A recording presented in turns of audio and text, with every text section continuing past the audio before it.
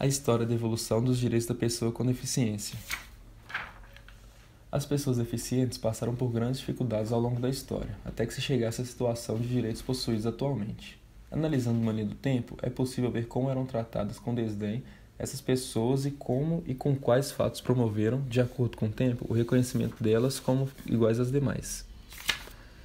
Na vida primitiva do homem, por exemplo, a deficiência era sinônimo de desvantagem natural, pois era preciso ir à caça para garantir o alimento diário. Além disso, não havia comida em abundância, pois não se tinha o domínio das técnicas de plantio e de pecuária, por isso só os mais fortes sobreviviam.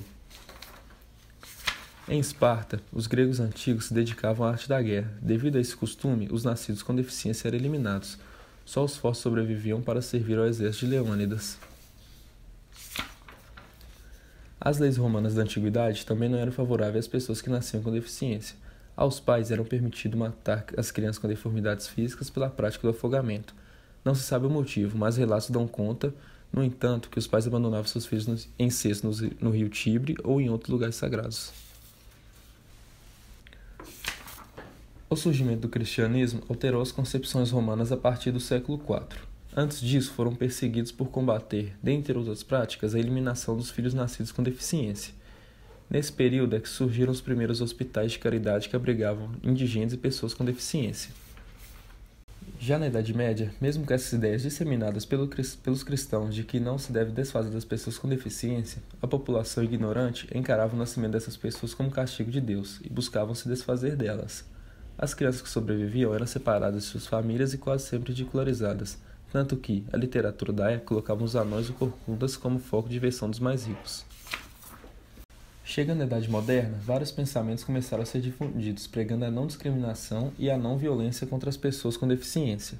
Mesmo que tenha sido aos poucos, as ideias começaram a ter espaço na sociedade e foram colocadas em prática. Pode citar alguma delas como o código inventado por Girolamo Cárdomo para ensinar as pessoas surdas a ler e escrever. Podemos citar também o desenvolvimento do atendimento em hospitais das pessoas com deficiência, que passaram a ser tratadas como doentes e não mais como aberrações, onde havia assistência especializada em ortopedia para os mutilados das guerras e para as pessoas cegas e surdas. Depois de todo esse aparato histórico, chegou a hora de falar do século XX, que trouxe avanços importantes para as pessoas com deficiência, sobretudo em relação às ajudas técnicas ou elementos tecnológicos assistivos. Os instrumentos que já haviam sendo utilizados, cadeiras de rodas, bengalas, sistemas de ensino para cegos e surdos, dentre outros, foram se aperfeiçoando.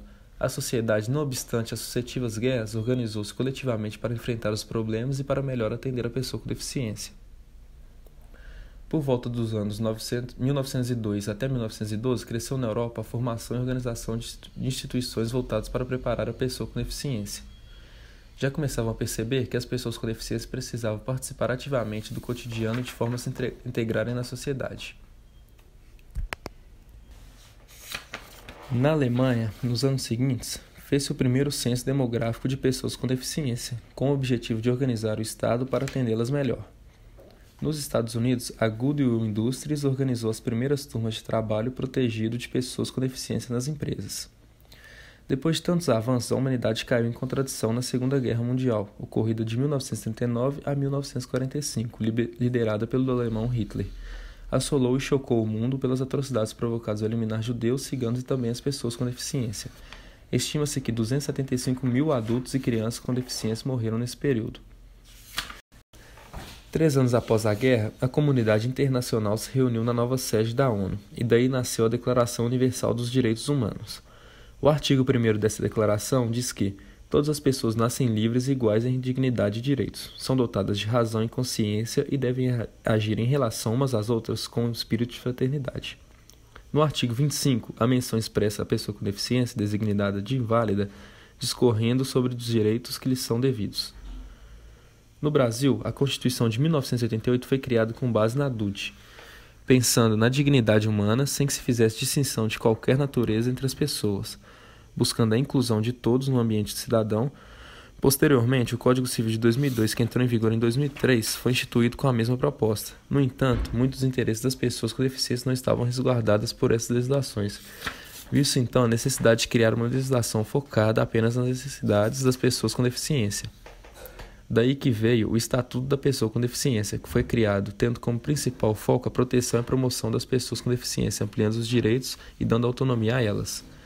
Na prática, infelizmente, muitas pessoas com deficiência ainda sofrem com o não respeito dos direitos que lhe assistem. A autonomia dessas pessoas é subestimada e desrespeitada, quando, por exemplo, elas não possuem acesso aos medicamentos, educação adequada, a lugares com acessibilidade e a oportunidade de emprego, entre outros direitos. Porém, não é apenas isso que as fere, a autonomia, mas também a forma discriminatória como são tratadas no dia a dia. Um exemplo simples dessa situação é quando um atendente de uma loja perguntou ao acompanhante o que a pessoa deseja. Não dirigir a palavra à pessoa com deficiência dá uma ideia de que ela é incapaz de responder por si mesma, o que não é verdade, sem contar que isso tira dela direitos mais básicos da personalidade humana, a impedindo de levar uma vida normal. As pessoas que não conseguem entender a importância de resguardar a autonomia das pessoas com deficiência devem pensar que todos nós estamos sujeitos a contrair alguma doença ou acidentar-nos de uma forma que cause danos permanentes. E estamos também sujeitos à velhice, e com ela suscetíveis a lesões como cegueira, surdez, dificuldade de locomoção e muitas outras. Portanto, já que temos leis, tecnologias, medicamentos, mecânicas e outras que possibilitam a vida digna das pessoas com deficiência, temos também consciência da importância de se respeitar e ajudar na promoção da dignidade das pessoas. Cuidar dos direitos das pessoas com deficiência não é só um exercício de compaixão com o desconhecido, mas também uma forma de ajudar a si e as pessoas que você ama. Tendo em vista que todos estamos sujeitos a ter alguma deficiência, assim quando cuidamos para melhorar o ambiente social, estamos cuidando também do nosso possível futuro.